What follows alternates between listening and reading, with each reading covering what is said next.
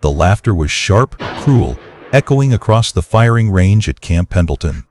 30 Marines in Force Recon uniforms stood shoulder to shoulder, smirking and whispering, as a woman placed a shocking rose-colored Barrett 45 rifle on the steel table. "Is that a Hello Kitty toy?" Gunnery Sergeant Michael Rodriguez sneered, his tattooed arms crossed, his voice dripping with disdain. The Marines erupted again, phones lifted to capture the humiliation. Corporal Madison Brooks, blonde hair tucked neatly under her cap, sneered into her live stream. "Family, you're about to see Barbie Sniper embarrass herself in front of real Marines." The woman didn't flinch.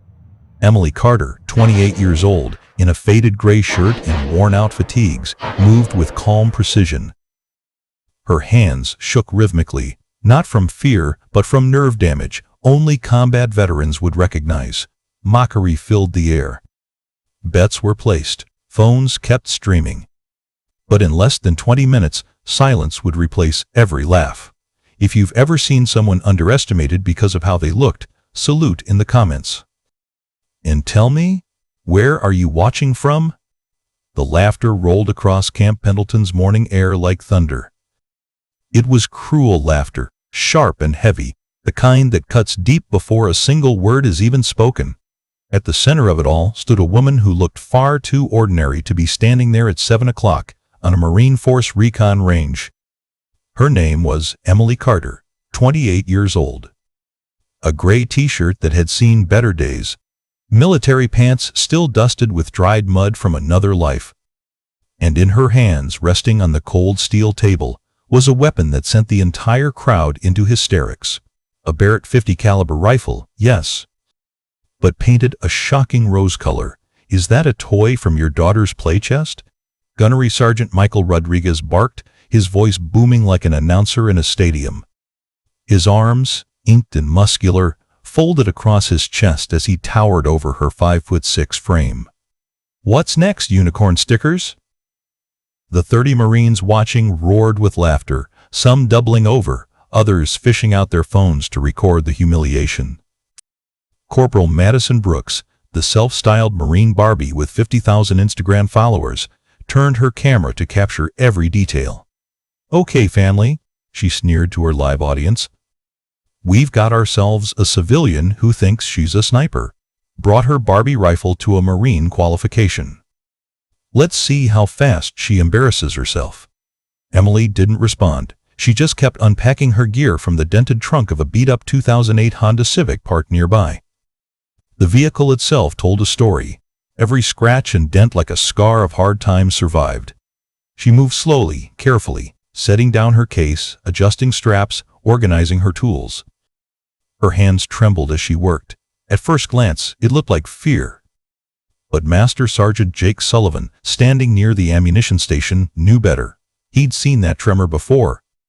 Afghanistan, 2012. A forward operating base under siege. The medic who saved them all had tremors like that afterward. Nerve damage from too many close calls. He narrowed his eyes. Something about this woman's rhythm scratched at his memory. Meanwhile, the taunts kept flying. "Barbie Sniper's about to livestream her own meltdown," Lance Corporal Tyler Webb shouted, tossing a handful of bills into the air. $20 says she drops it before she even gets to the firing line. Phones were raised, bets placed, laughter echoing like a feeding frenzy. Emily Carter stayed silent. Her brown hair caught the sun as she bent over her equipment, tremors ticking at perfect intervals, 4.7 seconds apart. Not that anyone noticed. She pulled out specialized shooting glasses, lenses faintly flickering with data no one else could see. She retrieved a battered notebook covered in wind charts and calculations that looked more like advanced physics than ballistics. Still, the insults poured in. "Look at those shaky hands," Brooks sneered, live comments exploding with laughing emojis. She couldn't hit the broadside of a barn. Rodriguez leaned forward, eyes narrowed like a predator toying with prey. "I'll give you 2 minutes to pack up and get off my range. This is for real Marines, not Instagram influencers." Finally, Emily spoke. Her voice was calm, soft, but sharp as a blade. "I'll need about 15 minutes to set up." The silence lasted barely a heartbeat before the Marines howled even louder. 15 minutes? Brooks laughed. Honey, you could have 15 hours and still not hit past 100 meters with those shaky hands. The betting pool swelled. Odds ballooned to 100 to 1 against her. Rodriguez grinned, sensing blood in the water. All right, here's the deal. You put one round on target at 1,000 meters, you can stay. You miss, you're gone for good. Deal? Emily didn't even look up from her scope adjustments. She murmured, almost to herself, 6,000 meters. The laughter doubled. Some Marines fell to their knees, clutching their sides. Lady, the world record is 3,500 meters, Rodriguez chuckled, shaking his head. Set by a Canadian Special Forces sniper, perfect conditions, specialized ammo. You're not just crazy, you're mathematically impossible crazy. Phones captured every second, live streams exploding with thousands of viewers mocking the delusional woman with the pink rifle. But Sullivan wasn't laughing. He watched her touch a set of dog tags under her shirt, eyes briefly closing in a silent ritual only veterans recognize. The way she adjusted her breathing, combat breathing, in for 4, hold for 4, out for 4. The way her hands shook, not with fear, but with control. And then Colonel Patricia Hawkins arrived. Stern, commanding, her presence instantly quieted some of the rowdiness. Sullivan leaned close. Colonel, he whispered. That woman is using Phantom Protocol. Hawkins froze. Impossible. Phantom Protocol is classified beyond top secret. Only 12 people on Earth know it. Then make it 13, Sullivan muttered. At the firing line, Emily Carter lowered herself into position with the grace of someone who had done it 1,000 times. She set her rifle, checked her notebook, adjusted her glasses. Her breathing synchronized with her tremor, each pause a window of perfect stillness. Rodriguez barked, 10 minutes, princess. 10 minutes until physics makes a fool of you. But the Marines weren't laughing quite as hard now. Something about her movements unsettled them. Too calm, too precise. Not the chaos of a civilian in over her head. Emily whispered 6 words. Her voice carried an edge that cut through the crowd like a blade. Clear the back blast area. Several Marines stepped back before catching themselves. Rodriguez laughed nervously. Back blast? Lady, this ain't a rocket launcher. But Sullivan was already waving people further away. His instincts screamed. Something big was about to happen. The countdown began. 10 seconds. Phones lowered, hearts stilled. 5 seconds.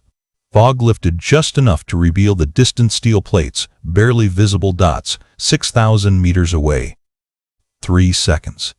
Emily's finger settled on the trigger, light as a feather. 2. Her tremor paused, perfectly timed. 1. The rifle sang. Not the sharp crack of a normal Barrett, but a deeper, heavier roar that seemed to bend the air itself. The recoil was swallowed, dampened as if the Rose rifle absorbed it all.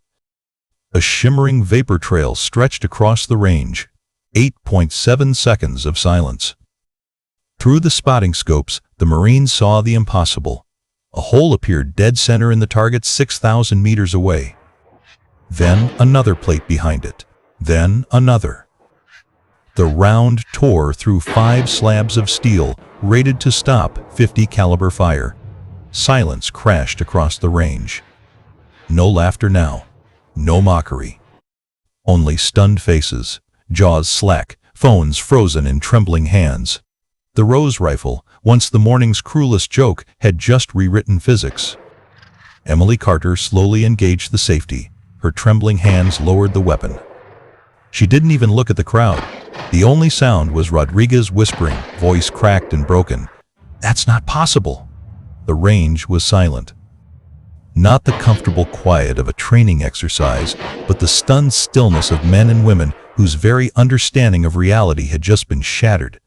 30 Marines stood frozen, phones still raised but no longer recording, eyes wide and mouths open.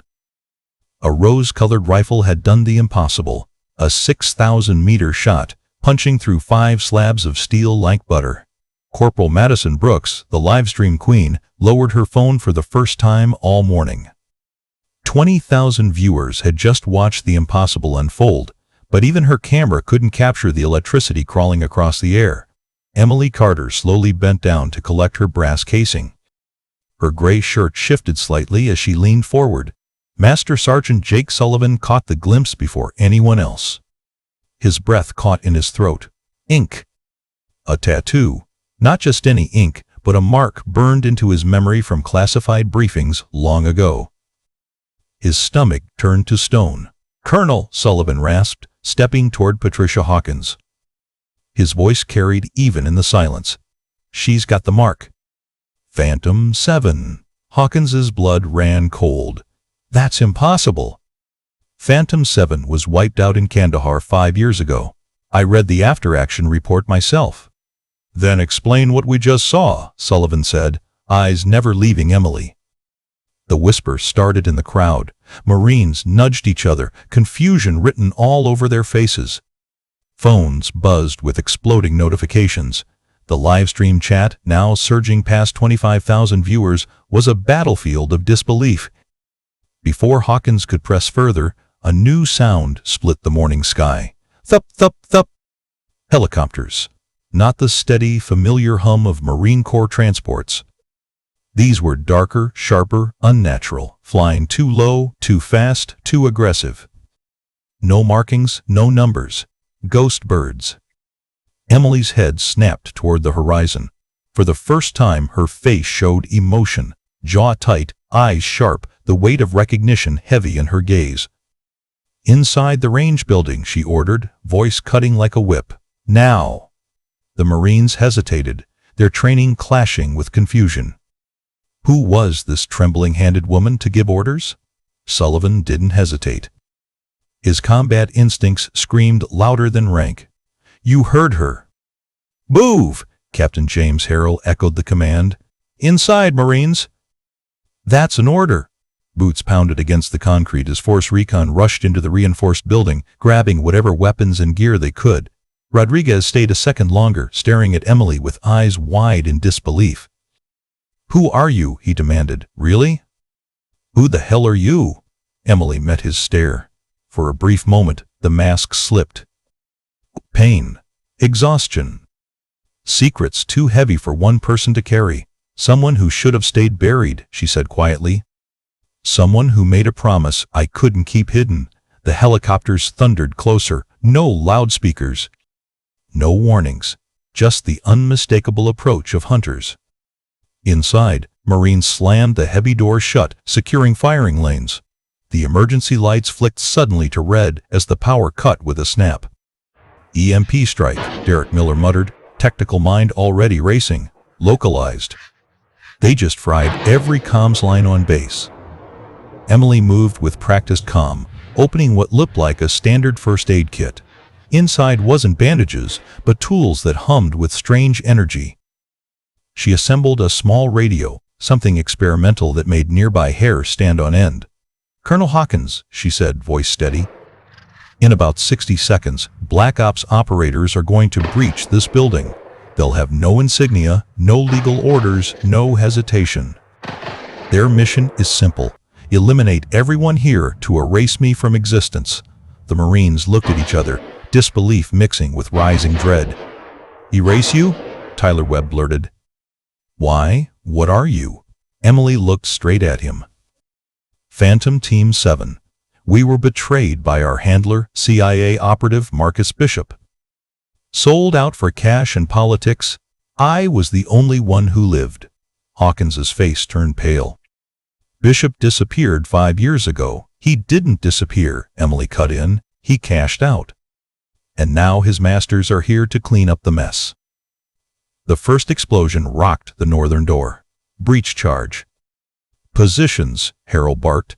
Marines snapped to cover, pistols and rifles drawn, though most were still in the arms room. Lightly armed, but not helpless. The reinforced steel buckled. Black-clad operators poured through the smoke, their gear slick and silent, weapons fitted with suppressors. These weren't amateurs. Shadow Division. The room exploded into chaos. Gunfire cracked in the red-lit haze. Marines returned fire, outgunned but unyielding. Emily Carter moved like a storm through the fire and smoke. Her Rose rifle reassembled in seconds, the tremor in her hands vanishing every time the trigger broke. The rhythm of her nerve damage became a metronome of death. 4.7 seconds between flawless shots. Her rounds weren't normal. Red-tipped, experimental, glowing faintly under emergency lights. The first shot slammed into an operator, not only piercing armor, but frying the night vision gear of everyone near him. The second intercepted a flashbang mid-air, detonating it harmlessly above the room. Rodriguez blinked, his mockery from earlier now a bitter memory.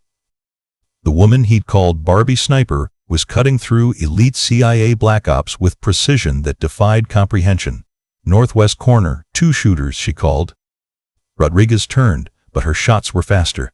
Both targets fell before he even sighted them. "Reloading," Emily shouted. Sullivan instinctively shifted to cover her flank. They moved together as if they'd trained side by side for years, the language of combat needing no rehearsal. Tyler Webb, wide-eyed, had found a rifle and was laying down wild, suppressive fire. His shots weren't pretty, but they forced Shadow Division to take cover. "Flashbang!" Miller yelled, hearing the pin pull again. Emily's rifle snapped up. Another impossible interception. The grenade exploded harmlessly mid-air. "How?" Miller gasped. "Practice," Emily replied, eyes already tracking the next threat. The firefight raged for 6 minutes that stretched into eternity. Marines bled, but none fell. The Shadow Division had expected an easy cleanup. Instead, they found themselves trapped against Force Recon Marines who refused to yield, backed by a ghost from their darkest files. When the smoke finally thinned, 14 operators lay down across the floor, gear fried, weapons smoking. The rest pulled back, dragging their wounded to the waiting helicopters. The rotors beat a retreat, fading into the California sky.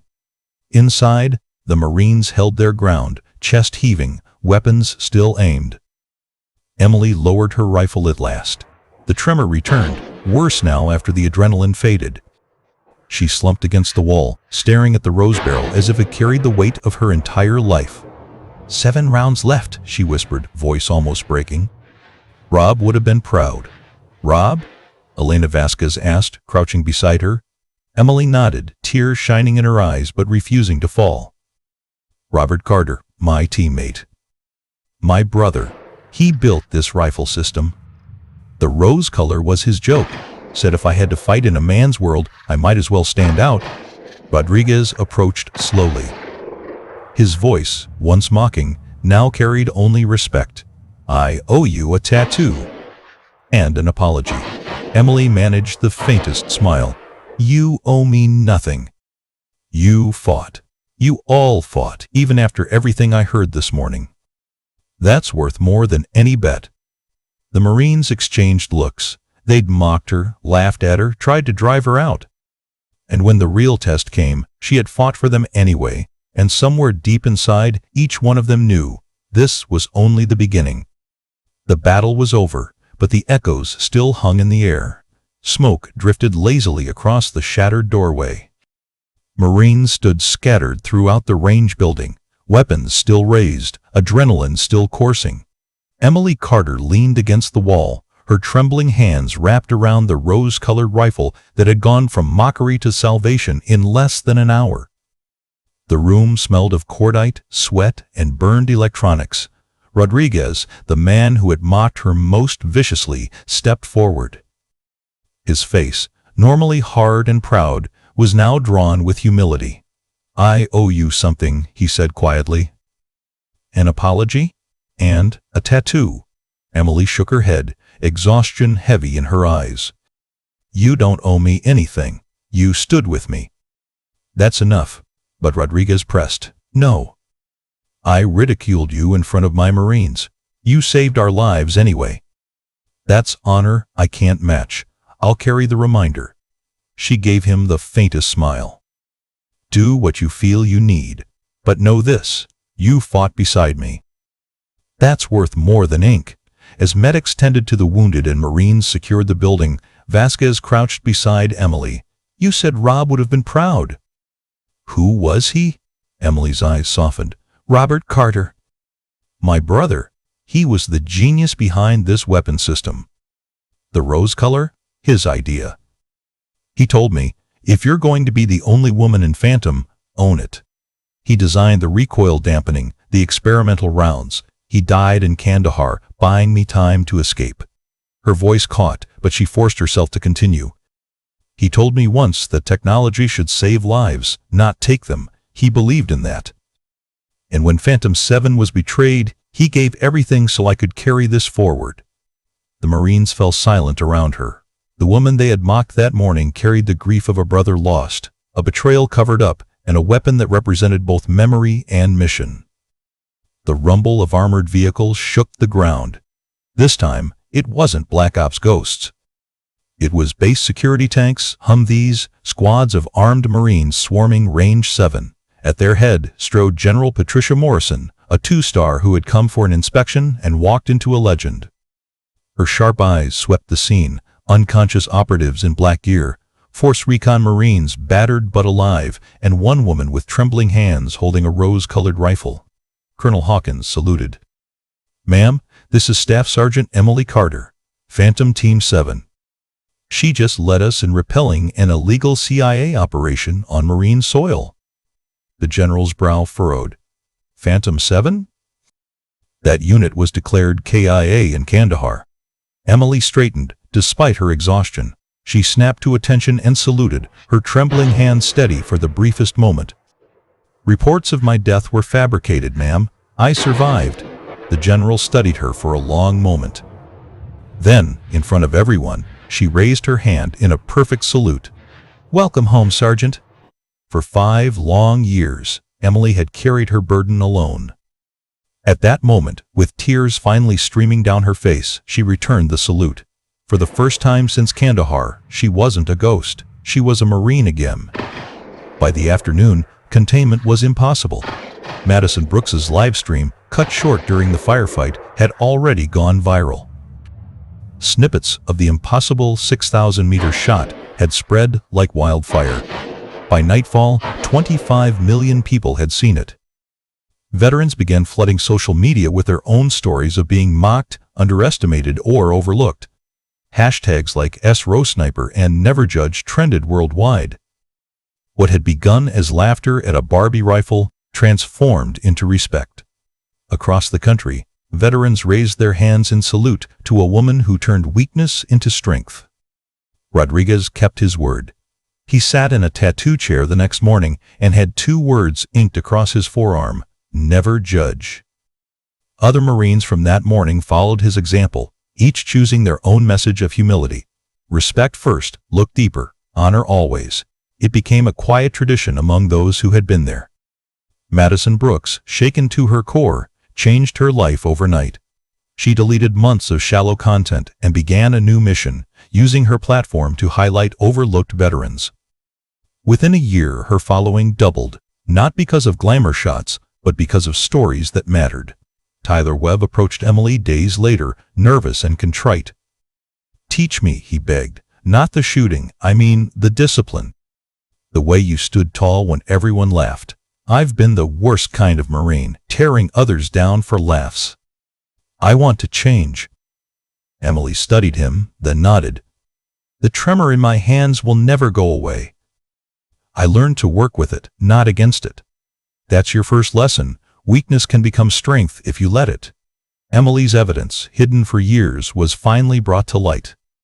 Files, recordings, financial trails, everything pointing to Marcus Bishop, the CIA handler who had betrayed Phantom 7. 3 days later, Bishop was arrested at a private airfield, caught trying to flee the country. His capture unraveled a web of corruption that reached across intelligence agencies. 14 others were taken down with him. For the first time, the betrayal of Phantom 7 was acknowledged publicly. Their names were restored. Their honor recognized. At Arlington National Cemetery, fresh headstones were unveiled for her teammates. Families gathered, tears falling as long-buried truths were finally spoken aloud. Robert Carter's stone bore the inscription, "Inventor, Warrior, Friend." His legacy lives on in every impossible shot. Emily stood at attention, trembling hands wrapped in dress-white gloves, and saluted until her arm ached. For the first time, grief and pride blended in peace. Months later, Emily was officially inducted as an instructor in the Marine Corps' Advanced Marksmanship program. She stood before a formation of young Marines, her rose rifle gleaming under the sun. "You'll hear about the 6,000-meter shot," she told them. "About the impossible rifle, the impossible math. But what matters is this: 30 Marines stood beside me when it counted, even after mocking me." That's the real lesson. Her trembling hands didn't matter anymore. Her voice carried strength, and her presence radiated resilience. You're going to learn to shoot, yes.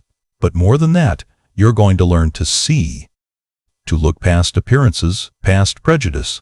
Because the most dangerous person on any battlefield isn't the one who looks dangerous. It's the one you underestimated. Years passed. The Rose rifle was placed in the Camp Pendleton Museum, encased in glass. At first glance, tourists laughed. "A Barbie gun!" children giggled. Adults smirked, snapping selfies with captions mocking its color. But veterans reacted differently. Some froze in their tracks, eyes widening. Others saluted quietly. A few broke down in tears, overwhelmed by memories of their own battles against doubt and dismissal. They knew that garish Rose rifle wasn't a toy. It was a symbol. A reminder that strength can hide in unexpected places. That the most underestimated soldier might be the one who saves you. 5 years later, a reunion was held for those who had been there that morning. Rodriguez, Madison, Tyler, Sullivan, Vasquez, Hawkins, and others gathered in a quiet hall. General Morrison, now retired, raised her glass. "To the Rose rifle," she said, voice thick with emotion. "And to the woman who taught us that honor isn't about perfection, it's about standing when it counts." Rodriguez lifted his tattooed arm. "To never judging." Tyler Webb, now a sergeant known for mentoring younger Marines, added, "To second chances." Madison, her career now devoted to veteran advocacy, whispered, "To seeing clearly." Emily raised her own glass, her hand still trembling with that eternal 4.7-second rhythm.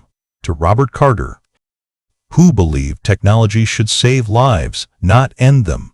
And to all of you, for proving Marines don't abandon anyone, even someone mocked for carrying a Rose rifle. Laughter followed, not the cruel laughter of that morning, but warm, inclusive laughter born of family. As the sun dipped over Camp Pendleton, the rifle gleamed in its museum case, forever misunderstood at first glance, but revered by those who knew the truth. Visitors would pause, curious, skeptical, or dismissive. But some, especially those who had been underestimated in their own lives, would stop, salute, and whisper a quiet thank you. Because Emily Carter's shot wasn't just about 6,000 meters. It was about piercing through prejudice, shattering arrogance, and proving that strength isn't always loud or obvious. Sometimes it trembles. Sometimes it wears scars. Sometimes it's painted rose. Her legacy lived not in the weapon, but in the changed hearts of every Marine who once laughed and later stood shoulder to shoulder with her. If you enjoyed this story, please subscribe for more military and veteran stories. These stories keep the courage alive for generations to come. I just want to take a moment to say a huge thank you to each and every one of you. Folded hands, your love, support, likes, comments, and subscriptions mean the world to me. Without you, this journey wouldn't be possible. Every view, every share, and every encouraging word keeps me motivated to create more content for you all. I'm truly grateful to have such an amazing community by my side. Let's keep growing together and making this journey even more special. Red Heart.